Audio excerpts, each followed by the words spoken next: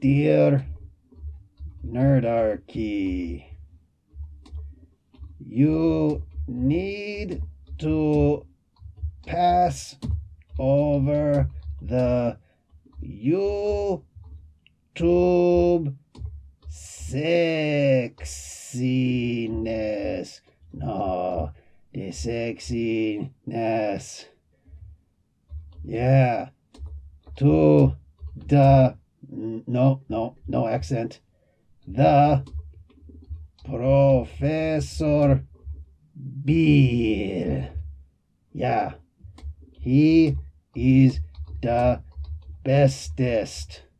No, this is actually best. You know what? I'm going to keep it bestest. And I'm going to put the exclamation point.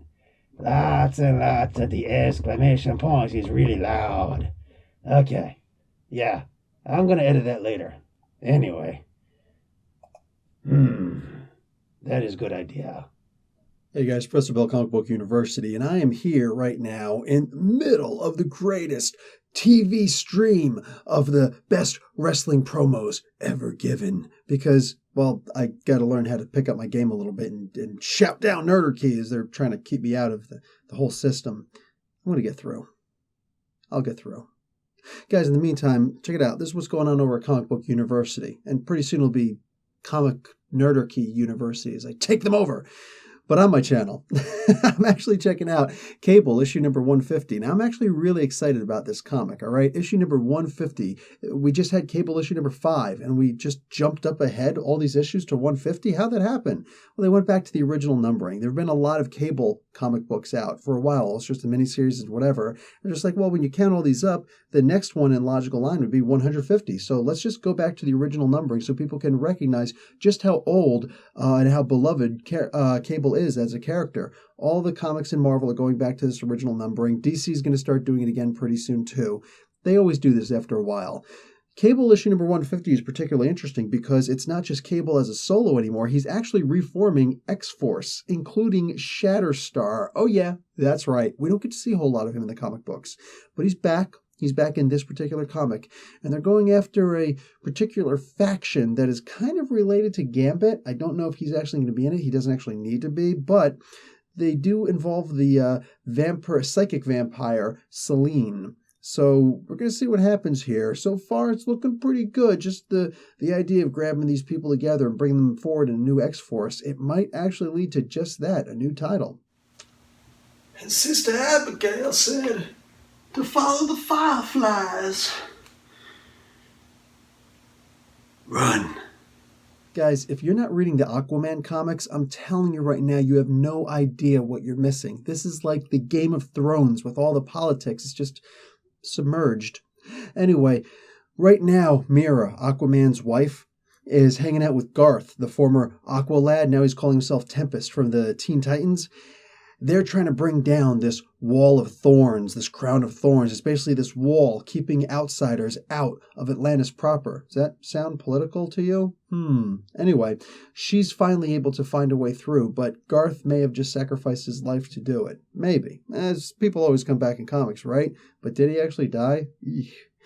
The idea here is that Aquaman also has technically been murdered, but not really. And he comes back, and it turns out that the person who murdered him knew that he didn't really murder him. He just tried to keep him safe. And it's actually really heartwarming how that happens. The whole story, it kind of comes together as a whole, and it's great. Just for this little 6-issue run storyline, it's really great. Aquaman number 29. Guys, there's a lot inside of here, including a way to defeat ghosts just by talking to them. Guys, I'm also going to be talking about Aquaman the Drowned. Actually, it's Batman the Drowned. It's hard to really go by this. Basically, the Dark Knight's Metal storyline that's going on, it's 6 issues, and there's been a month in between each issue. Now there's going to be 2 months in between. They've got a whole bunch of crossovers and tie-ins, and on top of that, there are these tie-ins where these Batmans from other dimensions who wind up taking over other characters. You had the Metal Machine who takes over Cyborg. You got the Red Death who takes over the Flash, and basically it's Batman grabbing other people's powers, where here's a Batwoman who takes over Aquaman or Aquawoman's powers. Anyway, so it's called The Drowned. Now, this may not be the greatest comic that there is because there's a lot of inconsistencies and things that are just left unexplained, but the story itself is great and the art is not to be trifled with. Really good stuff. Guys, go and check out the review.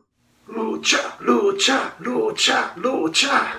Guys, Champions issue number 13 features the Avengers. This is going to be a 6-part series that starts out in Avengers, then Champions, Avengers, Champions, Avengers, Champions, and then it's over. So this is the second part, the first one with the Champions, and they've got a bit of a conundrum here as the Avengers and the Champions don't actually get along with each other. The Champions are the much younger team that was an offshoot of the Avengers, but they said that, they're basically like millennials who are like, listen, you guys are, kicking a lot of butt, and you're definitely a lot stronger than us for the most part. But you just beat people up and you destroy city property and then you leave the work to other people. You don't actually really save people anymore and you're just kind of like, mean. So no, we want to form our own group. So they're okay with that. The problem is that when the Avengers show up, they're like, okay, but now that we're here, you're going to start listening to us again. Why exactly? So there seems to be this greater threat that is causing them to come on, but they've still got their internal conflicts with each other. And trying to deal with that, it's actually a lot more interesting than you may think on the offhand, like, oh, typical comic book tropes. Not quite. Not here. Not with this. On top of that, we got all new Guardians of the Galaxy, issue number 12. This comic book, they're just throwing these issues at us, but they're really good storylines. Right now, the Raptors, who created the character called Darkhawk, they actually grabbed hold of Richard Rider's brother, Bobby. And, this kid, he was basically captured by these Raptors, and he was tortured and, in a sense, reprogrammed so that he would actually become a Raptor himself. Yeah, turns out this was the Raptor that was actually fighting Star-Lord also for the Negabands that Captain Marvel used to use. On top of that, there seems to be a few Infinity Gems flying around that the team has to go after and try and look. It seems as though all of these storylines for these different characters, these different comic books, seems to be tying back to the Guardians of the Galaxy. If there's one comic that you're going to grab to see the overall cosmic aspect of things, Guardians of the Galaxy is it. And kids, I want you to make sure you remember to say your prayers and eat your vitamins. And I always want to ask the major question that's on everybody's mind. What you gonna do? What you gonna do when Hulkamania runs wild over you? Another renumbering is Mighty Thor, issue number 700. Can you believe they've been going for this long? Technically, they haven't. They haven't. And one of these days, maybe I'll get into explaining that to you. In the meantime, they're at issue number 700, technically. So these knuckleheads, they decide they're going to kill Jane Foster. The question is, how are they actually going to kill Jane Foster? She's got the power of Thor right now. She's uber strong. She's like, in charge. But what's going to happen when the cancer eats away at her body and she can't be Jane Foster anymore? She's got to remain Thor. Can she actually do that? Like, can one body exist without the other? We may just have to find out pretty soon.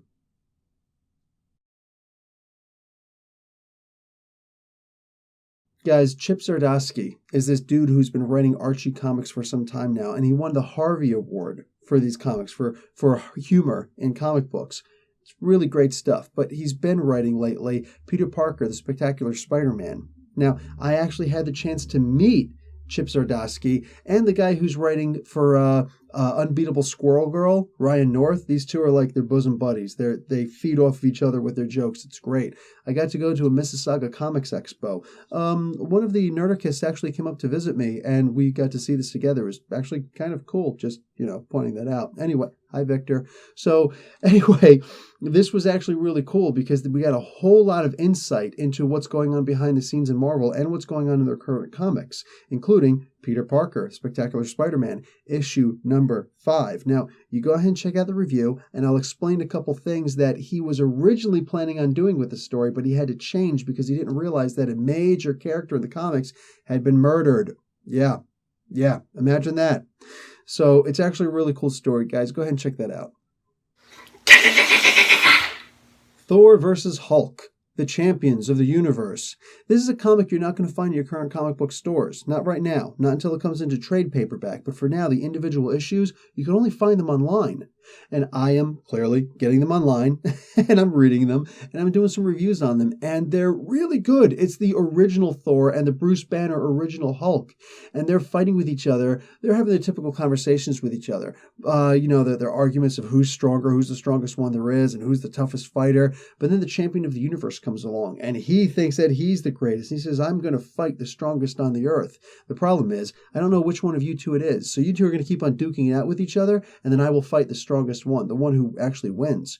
So far, we're on issue number 3 now, and between issue 1 and 2, Thor and Hulk are both tied. But now they're facing a different kind of test entirely. They're actually in a psychological profile. They're in this room where Moonstone, this supervillain who is actually really good with psychology, is interviewing both of them separately at the same time. Just, it's in the mind. It's in the mindscape. Let it go.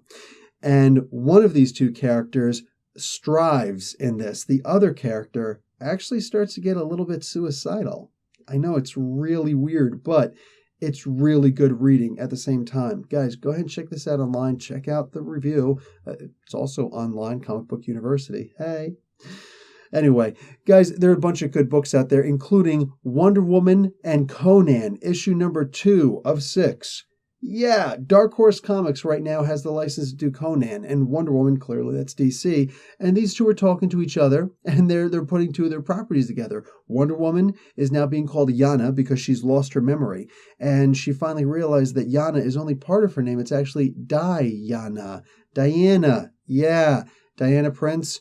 So Wonder Woman is starting to regain her memories a little bit, and Conan's always Conan. Now, Wonder Woman's not nearly as strong as she usually is because she's been bound, and I'll explain in there how come that seems to take away her powers. It's actually been in the comics since issue number 1 from William Moulton Marston, the original creator for Wonder Woman. But the idea here is that this comic, in and of itself, is actually really good. Also, there's going to be a part where they're underwater and they have to fight sharks, like big, gigantic megalodon sharks, and it's kind of awesome. Guys, I am doing so many individual indie artists, indie comic books every single Monday.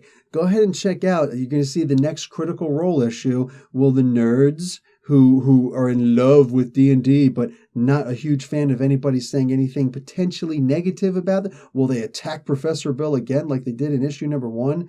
Go back and check out the message boards and comments for that. That's always fun. Anyway, on top of that, there's also Made Men issue number 2, where this is basically the not long lost, but the distant relative of Mary Shelley. Yeah, Frankenstein. And she's got the notebook of her grandmother, great-grandmother, I think it would be great-grandmother by now. Anyways, she's got this notebook, and she knows how to do all the different things that Mary Shelley or Dr. Frankenstein has always done. And it's pretty darn interesting. It's a lot more than just making Frankenstein's monsters. But that happens in here too. Just saying.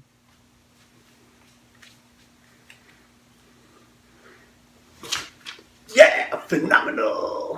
Guys, if you're just looking for some D&D stuff, hey, go and check out Doctor Strange, issue number 26. I did the review. Doctor Strange finds a temple, a long-lost undead temple, underneath the subway streets of New York City. It happens. Have you ever been underneath the streets of New York City, like all throughout? Are you absolutely positive there's no temple down there? That's what I thought. Well, he finds one, and with his apprentice, they go in, and they've got to clear out these undead, and they're actually got a bit of a history. They can't just kill them, because that would actually be bad. They're actually noble souls. It's a really messed up story, all right? Anyway, they decide they're going to go deeper into this temple also. Listen, at the very least, you're going to get some really cool ideas for your Dungeons & Dragons game by checking out this review, maybe picking up the comic. And somehow this is supposed to lead into Loki becoming the new Sorcerer Supreme. I'm shocked. I'm shocked by this. Some of you may also be wondering about this amazing Punisher shirt that I'm wearing. No, I'm not selling anything. No, rather, what I am doing is I'm telling you that I also did Punisher Explained. Yeah, that's right. Once in a while, you got to put together a nice little story about somebody you already know, that most people already know, and add some facts in there that they don't know. Case in point, did you know that Frank Castle is not his birth name? Yeah. Want to know that? Check out the review. Check out a whole bunch of other things. How many medals has he won in Vietnam? Why is it that even after all this time, a guy with no gray hairs, he's actually been a Vietnam vet? How is that even possible? What did Marvel do to allow that? Guys, that's just 3 things that I give you and explained in a minute. It's actually like 2 minutes and 17 seconds. What are you going to do? But it's really cool. I'm just saying I'm really proud of this one. On top of that, since it was done on a Saturday, got to do a spotlight on story. So I've got to explain the character that I did explained in a minute on in one of his actual stories. And so clearly I'm doing the Punisher. So I picked the very first volume of the Punisher solo series. No, this is not his introduction. This is not his origin, because he's been in the Spider-Man comics and a whole bunch of other comics for years since his creation. So here we go now, about a decade later, he finally gets his own solo run. And his first volume is only 5 issues. It was originally supposed to be 4 issues. Why did that happen? Anyway, so I do a live broadcast where I talk about this first, and it's about an hour long too, so I really get into these 5 issues. And I talk about this quick little run here. And at the end, I answer a couple of questions. And I also ask one, just saying. I may have already asked it. Guys, it's all good stuff. Go ahead, make sure you check that out. All right, guys, I'm going to bug out of here. Just way too much going on. I got to get back to trying to hack these freaking lines right here. In the meantime, I'm kind of falling asleep here. I think I'll have me a cup of coffee. Anyway, guys, make sure you check out Comic Book University. It's all the good stuff. It's all the comic book stuff. Part of the Nerdarchy network. I'm the first. Also, don't forget to check out our Monday games. That's on Nerdarchy.